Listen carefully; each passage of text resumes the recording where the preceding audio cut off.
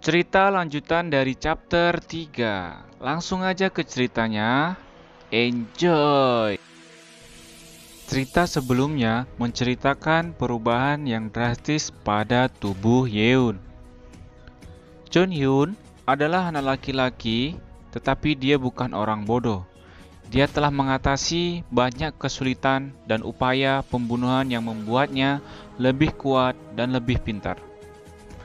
Dia tahu pentingnya senjata jika dia punya, dan juga tahu dia harus merahasiakannya jika dia ingin tetap hidup. Saya harus merahasiakannya bahwa saya memiliki mesin nano dalam diri saya. Chun Yun tidak menyadarinya, tetapi tidak mungkin pengetahuan medis di era ini akan dapat menemukan mesin nano. Namun di sini Yeun tidak mengetahui mengenai hal medis. Jadi dia merasa tidak enak membiarkan dokter baik tahu karena dia berasal dari salah satu 6 keluarga, yaitu Dok Majong.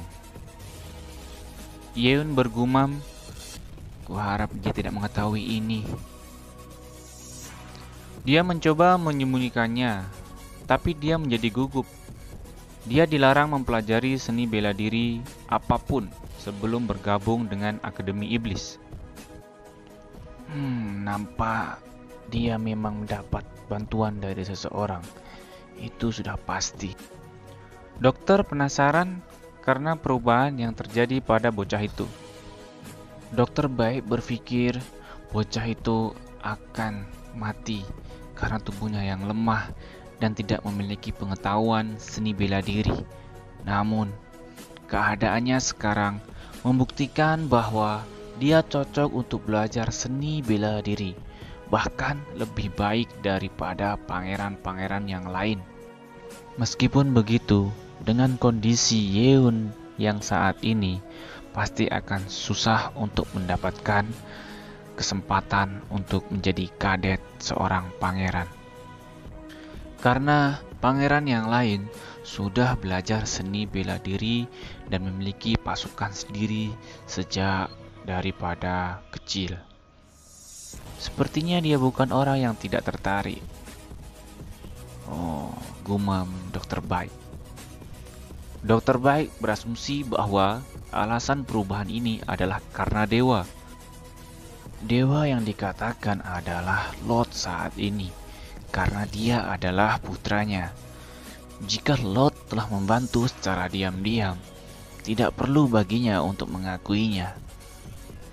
Dokter baru saja menulis resep obat untuk membantu Yeun mendapatkan kembali energinya dan kembali seperti sedia kala.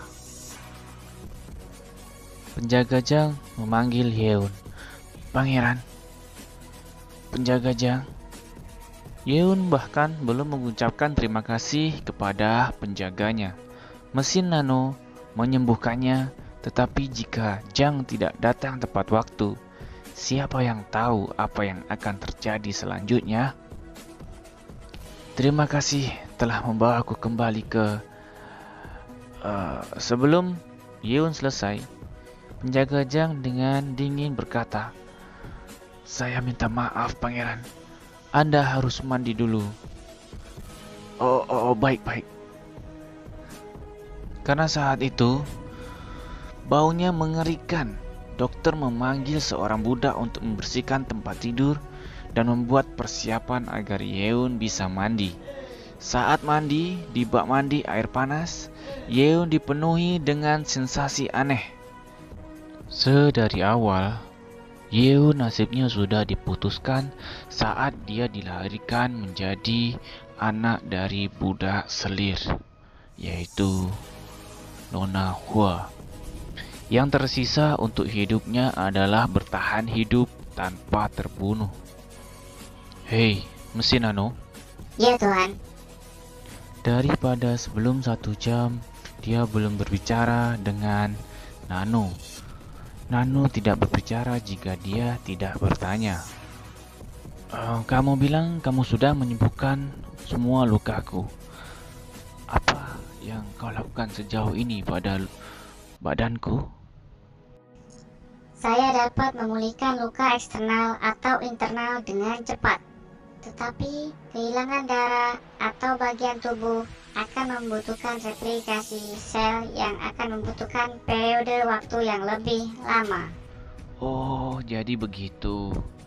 Mesin nano telah memberinya banyak informasi, tapi masih sulit dimengerti. Setidaknya sudah pasti bahwa dia bisa pulih dari sebagian besar luka, kecuali dia kehilangan bagian tubuh atau terlalu banyak darah. Haruskah aku mengujinya?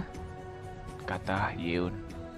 Saya tidak akan merekomendasikan menyakiti diri sendiri, tapi jika Anda ingin mencoba, saya sarankan mengujinya terlebih dahulu dengan potongan kecil.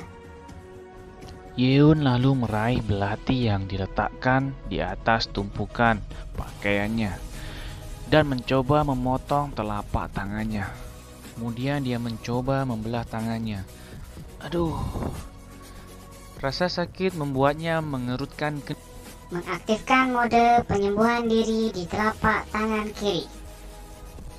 Dengan suara itu, darah berhenti mengalir dari telapak tangannya, dan segera lukanya menghilang seolah-olah tidak ada sama sekali. Sulit dipercaya, tapi ini berhasil.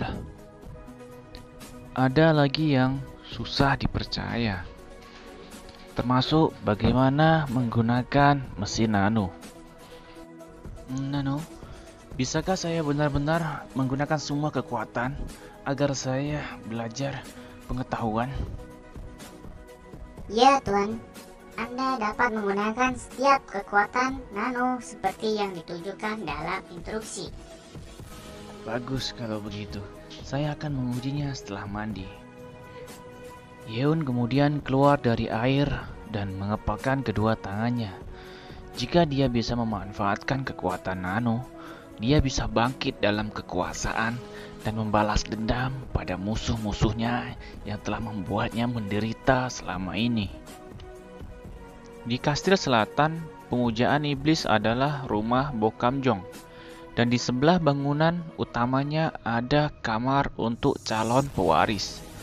Di halaman depan ruangan itu, ada seorang anak remaja dengan bintik-bintik dan seorang pria bertopeng berlutut di depan. Haha, lucu. Apakah kamu pikir itu masuk akal? Bocah itu tampak sangat marah dan dia berteriak dengan marah. Pria bertopeng itu bahkan tidak bisa menjawab untuk memadamkan amarahnya. Aku mengutus kamu semua untuk membunuh satu bocah lemah dan 5 terbunuh, bukan? Pangeran Mokyu, saya pikir beberapa prajurit ada yang membantu dia. Beraninya kau memanggil namaku? Maafkan aku, Tuan. Pangeran Chun. Chun Mukeum berada di peringkat ketiga dalam menggantikan tahta. Dia telah mengirim pembunuh dari keluarga Bok Majong sendiri untuk membunuh Chun Yeun. Sebelum dia bisa bergabung dengan akademik, tapi sayangnya itu gagal. Orang itu melapor. Aku pikir dia tidak memiliki apa-apa untuk membantunya. Tapi dia ternyata memiliki sesuatu juga di balik bajunya. Itu memang tidak terduga. Mereka membuat penjaga Yeun menjauh darinya dan menyerang pangeran. Tetapi mereka gagal. Itu berarti bahwa ada orang lain juga yang melindunginya. Itulah yang ada di benak pria itu. Tapi dia juga tidak bisa mengatakan apapun tentang dewa atau Lord of Demonic Cult. Dia adalah makhluk surgawi. Pangeran Mokyo bergumam, baiklah, saya akan mengambil lebih banyak peluang setelah bergabung dengan akademi. Karena semua pangeran yang telah memiliki penjaga yang akan ditunjuk oleh Lord sendiri, dan penjaga pangeran tidak diizinkan mengikuti dalam akademi. Pangeran Mukyung berkata, "Baiklah kalau begitu. Sebetulnya aku tidak ingin melakukannya sendiri, tapi kurasa memang tidak ada pilihan lain. Aku harus melakukannya, yaitu membunuh budak haram itu." Cerita cukup sampai di sini. Karena sudah lama bacot, jangan lupa like, subscribe, komen, share. Sampai jumpa di next video. Bye-bye.